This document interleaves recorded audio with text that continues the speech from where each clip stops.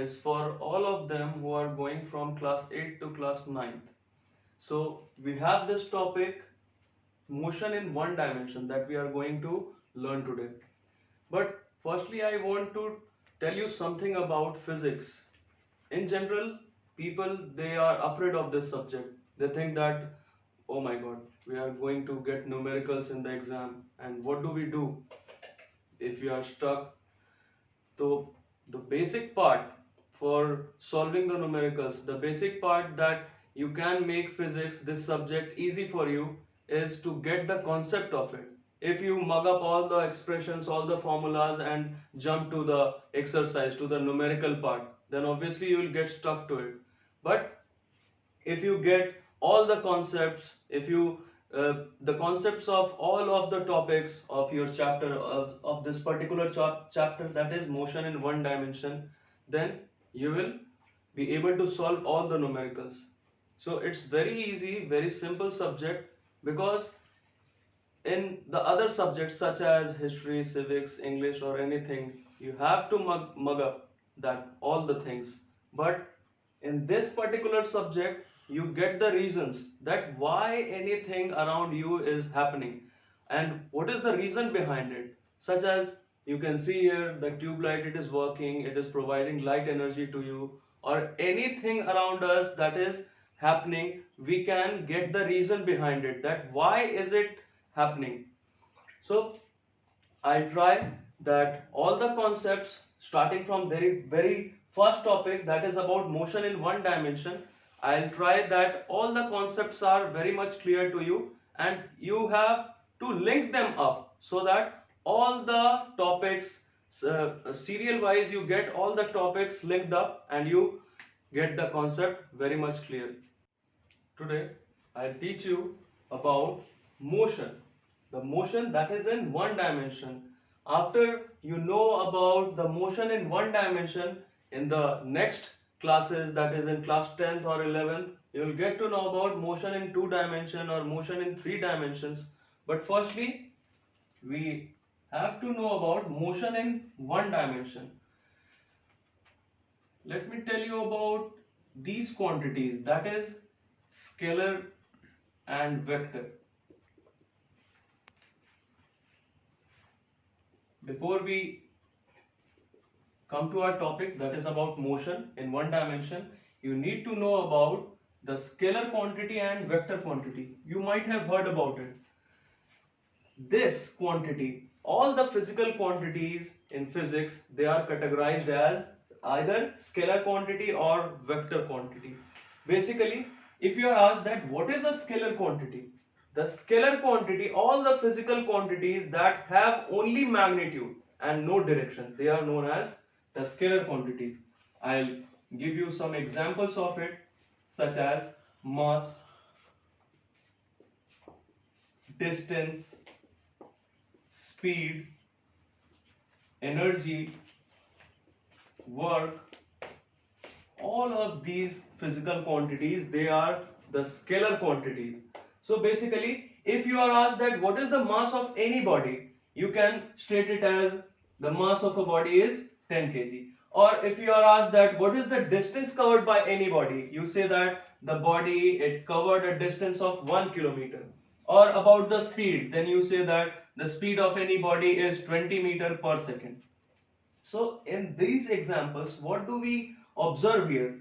We have this part, that is the magnitude, that is the numerical part, and the second part, this part, it is the unit. You got to know about units earlier. What is a unit? Let me tell you. Unit is a standard quantity that is used to compare any physical quantity of the same manner. In the earlier days, when there was no unit, the people, they, suppose I asked you to measure the length of this board. So imagine about that condition, that there was no unit. In the earlier days, there was no unit. So in that case, the people, they measured any length in the terms of their hand span, because there was no unit. But as you know, the length of the hand of each person, it would be different from person to person, it would vary. So the measurement, it was not accurate. From person to person, the measurement would change. Such as if I measure the length of this board, then I would state that the length of this board is thrice the length of my handspan. But suppose some other person, some other man, some taller man, he comes and he measures it, then he might state that the length of this board is 2.5 times the length of my handspan. So the measurement here differs. In that case, we needed something that is not going to change, that is the same for every person, for every place. So lastly, we got the units. The units, what is it? What is the unit? It is a standard quantity. Standard means that is not going to change, that is constant, that is uniform everywhere. So it is a standard quantity. The unit is a, I'll write it over here. What is unit?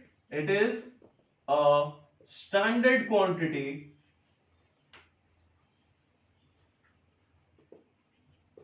that is used to compare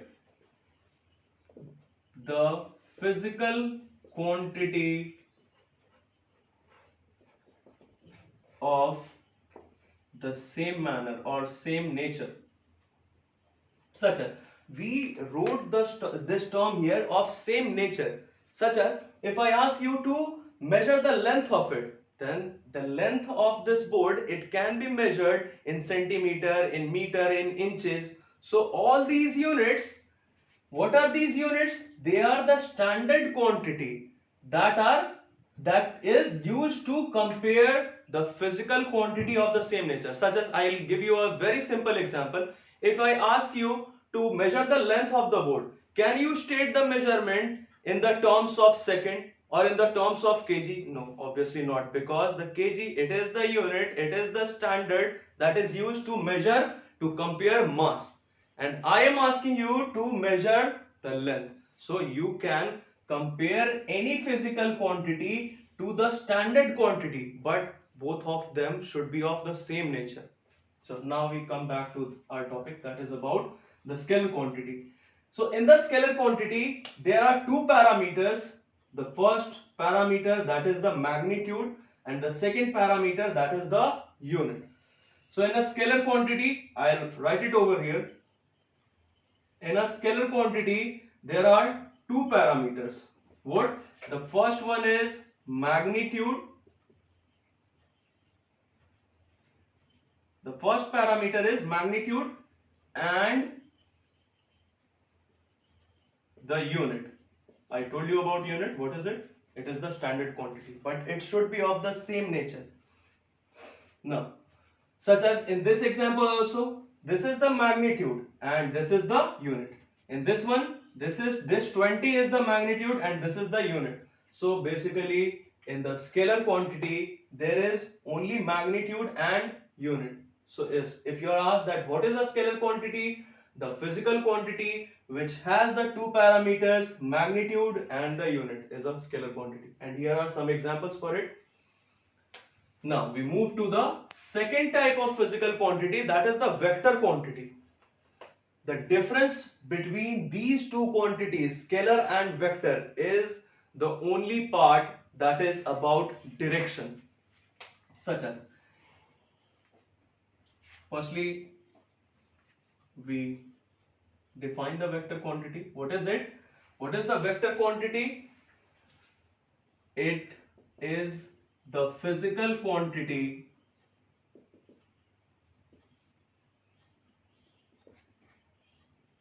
having magnitude,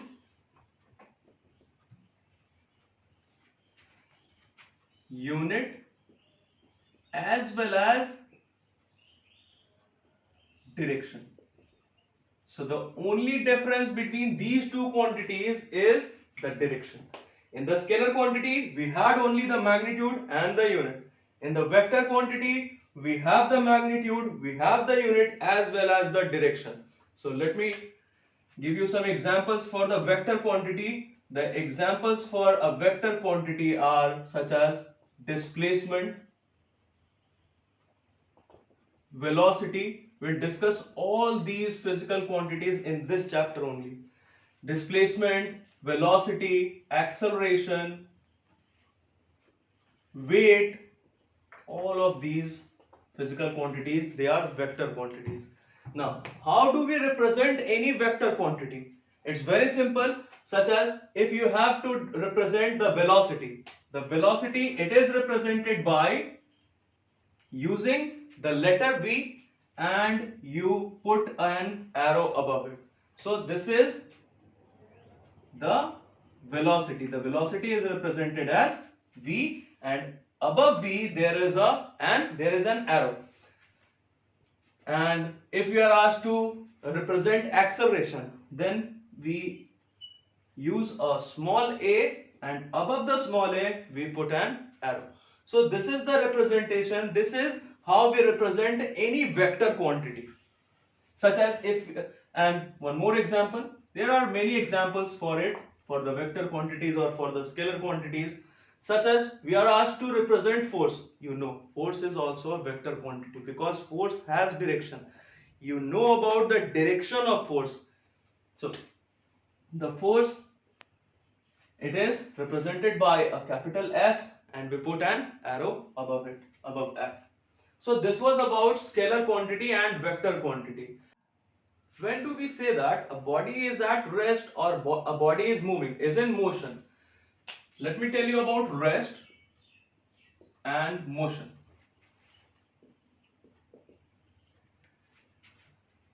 Any body, it is said to be at rest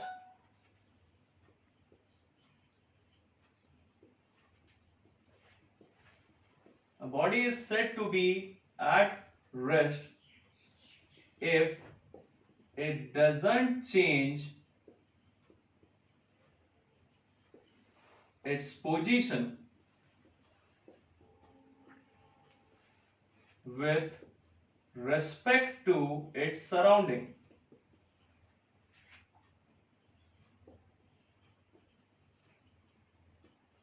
We use the term here immediate surrounding. The immediate surrounding means the surrounding that is closer to us, around us.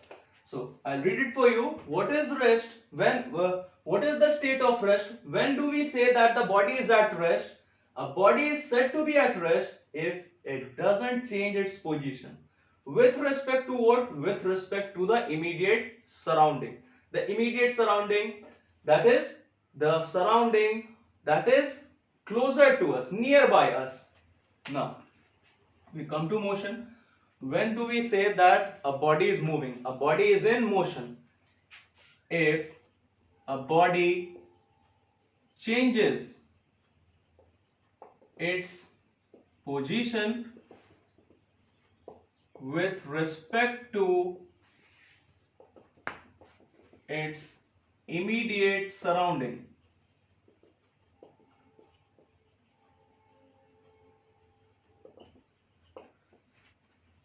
You can see here clearly that what is the difference between rest, the state of rest, and the state of motion.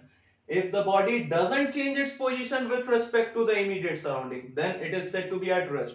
If the body changes its position with respect to its immediate surrounding, then it is said to be in motion. We will have a very simple example for it that will help us to get that what is the relation between rest and motion. How are they related to each other, both the states? Suppose here we have a train, and inside the train there are two persons. They are sitting on their respective seats. Suppose they are sitting on their respective seats. Now, if we are talking about their state of rest or state of motion, we need to know that either they are at rest or they are in motion. Then firstly we need to figure out that what is their immediate surrounding, what is their frame of reference. Suppose the train, it is already moving, the train is moving in this direction, and here we have a tree. Suppose that here we have a tree, some trees are here, Now, suppose for initially this person is sitting here, and if we say that his immediate surrounding is this box of the train only, his immediate surrounding, that is his frame of reference, keep it in mind, the immediate surrounding, or they are using the term frame of reference, don't be confused. Frame of reference means the immediate surrounding in with respect to which we are discussing that either the body is at rest or it is in motion. So here, if we talk about the frame of reference, that is, in the first case, the frame of reference, the immediate surrounding for this person is the box, this box of the train only. So as you can see here, with respect to this person, this passenger, or with respect to this box of the train, the person is not changing his position. And that is why if we say that in respect to the frame of reference of the train, then the person, he is at rest. But the same person, if we change the frame of reference, if we change his immediate surrounding, now suppose that we are assuming that the box of this train is not his immediate surrounding, is not the frame of reference. Now we take these trees as the frame of reference, and obviously these trees are outside the train. So if we change the immediate surrounding, if we change the frame of reference, then in that condition, the same person who was at rest with respect to this frame of reference, with respect to this surrounding, immediate surrounding, the same person will be in motion with respect to this frame of reference. Now suppose that the station outside the train or the trees outside the train, if we are taking these things as the immediate surrounding for this person, then in this case, as you can see here, the train is moving forward in this direction. Then obviously with respect to these trees, the position of the train is changing, and with the train, the position of this person is also changing. So what do we conclude here? The same person, the same body is at rest and is in motion too when we change the frame of reference. The same person, he was at rest with respect to this train, with respect to this person. It means that with respect to this frame of reference. But the same person, he is in motion, in the state of motion with respect to what? With respect to these trees. That is the other frame of reference. I think it must be very clear to you. So we can never say that if you are asked that can any body be at can be at rest or can be in motion simultaneously? Yes, the body can be at rest and in motion simultaneously. How? We have this example here. The same person, the same body, he was at rest also with respect to this frame of reference, and he is in motion too. At the same time, simultaneously, he is in motion too with respect to the other frame of reference, that is with respect to the trees. So this was about rest and motion. Now we move to our topic, that is about the motion in one dimension. As you can see here, one dimension, it must be very clear to you. You know about dimensions, that is along x-axis, y-axis, z-axis. So if any body is moving on a straight line path, then we say that the body is moving in one dimension, along one dimension. I'll draw it for you.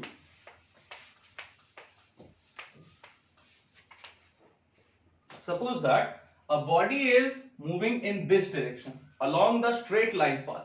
Then we say that the body is in one dimensional motion, or it is performing motion in one dimension. If a body is moving in this direction, that is in vertically upward direction, such as you hold a ball over here and then you leave it. As soon as you leave it, what do you observe? The ball, it starts to fall freely under gravity. We will get to know about this also in the next part, in the laws of motion. Now, if the ball is moving, is falling in downward direction, then also the body, either it goes up or it comes down. So in this direction, in this vertical direction, the body is moving on a straight line path. or suppose that you are riding a bicycle on a straight road, on a straight path, then also you are performing motion in one dimension. But if you are told that you have to move on a path, such as you are moving on a path like this, that is not straight, that is not a straight line path. It must be very clear to you.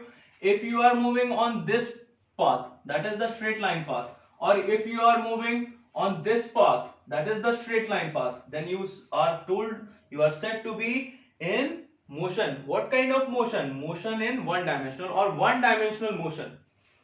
If you are moving on this path that is curved, then we say that you are performing a motion in two dimension or two dimensional motion.